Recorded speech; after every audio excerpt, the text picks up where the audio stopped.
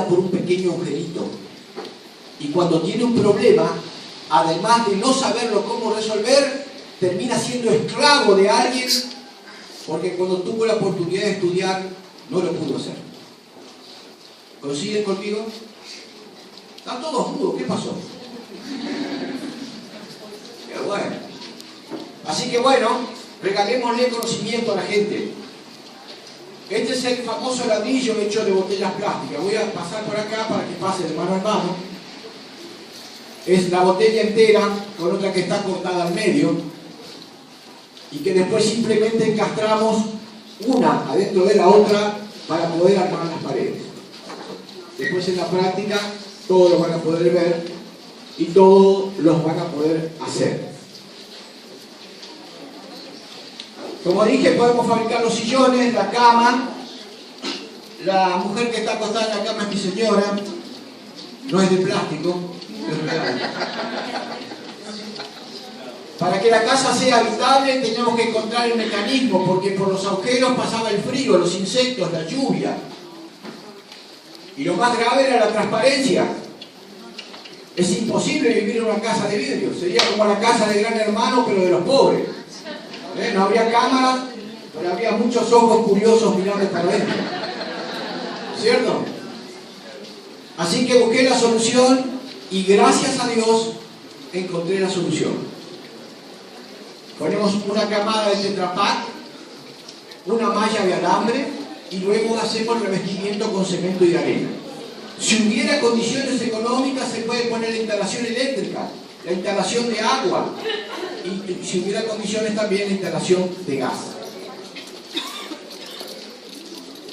De la cantidad de construcciones que tengo hechas demuestra claramente cómo podemos darle solución a la gente humilde. Cuando hablo de gente humilde, hablo de gente que vive en condiciones totalmente deshumanas.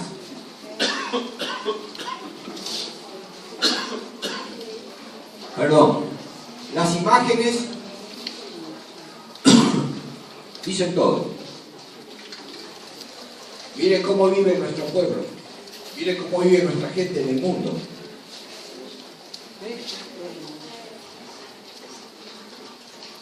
Tuve la suerte de viajar a diversos lugares del planeta. Gracias a Dios. Tengo 57 obras hechas de todos los tamaños que se puedan imaginar. Casas pequeñas, casas medianas, casas grandes. La mayor cantidad de obras están en el país, pero tengo casas en Colombia, en Ecuador, en Brasil, en Paraguay. Y es un orgullo contarles esto. Porque a veces entramos en campo fértil y como dijo nuestro amigo, el hermano del profesor, si conseguimos que una persona tome conciencia de que podemos mejorar la calidad de vida y cuidar el planeta, hemos conseguido el objetivo. Por favor, cuidemos el planeta. Todos podemos hacer algo.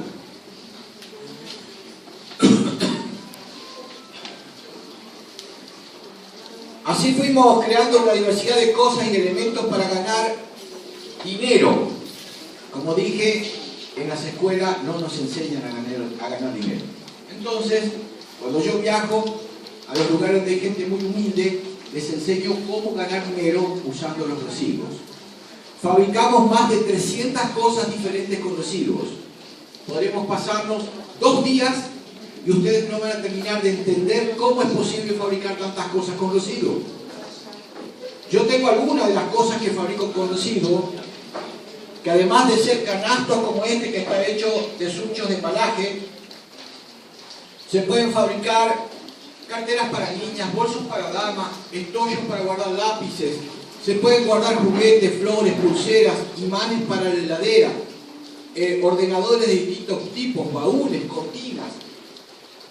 Y por increíble que parezca, hasta cosas que utilizamos todos los días, como nuestra billetera. Está hecha de Tetra Pak o Tetra Brick. Entonces, si esto que lleva dinero,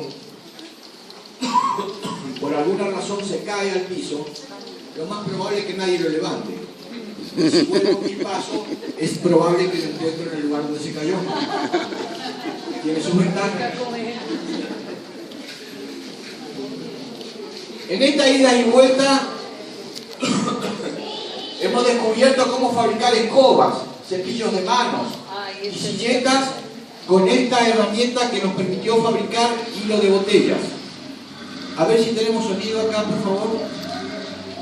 El señor del sonido. Esta latita de aluminio la hemos convertido en una mini olla de presión, que no es para hacer dieta, no es para cocinar, es real. No es para hacer la comida, pero es para que jueguen los niños. Vamos a hacer imaginariamente, la abrimos para poner todos los ingredientes. Le ponemos todos los ingredientes para que empiece a cocinar. La cerramos, cierra exactamente igual como la que tengo en mi casa. Y mientras esto va cocinando, los argentinos tenemos el hábito de tomar mate. A ver, para que lo puedan ver aquí. Ahí está. Y si después de comer le ha caído mal la comida, no se preocupe. Tenemos la tetera o cafetera para que se tome el té digestivo. Si le quedó algo en los dientes, tampoco se preocupe, porque tenemos el portapalillos, hecho también con esta lata que todo el mundo tira y que para nosotros es materia prima, con lo cual demostramos que podemos cuidar el planeta y tener una salida laboral. ¿Vamos bien? ¿Todos me van comprendiendo? ¿Todos comprenden? Están medio mudos, no sé qué, si yo estoy hablando mal. Bueno, lo primero que se tira a una lata es una pequeña chapita. ¿Saben de lo que hablo? A ver, ¿todos entienden lo que hablo? Esa chapita, cuando la vean tirada en algún lugar, se van a acordar que también es muy útil. Mi señora y mis hijos la usan para fabricar cintos tejidos a crochet, para que pase uno de los demás. Y también se pueden fabricar pulseras tejidas a crochet.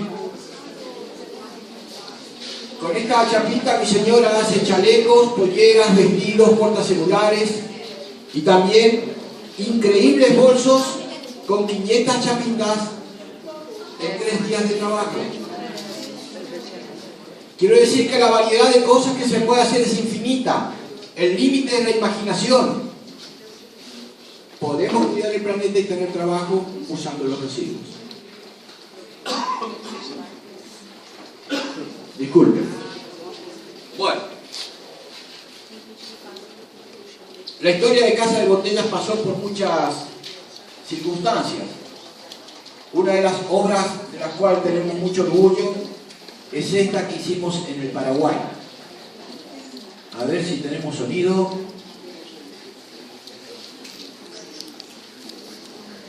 Estamos aquí en Concepción, Paraguay, y vamos a ver, aquí tenemos nuestro depósito de botellas.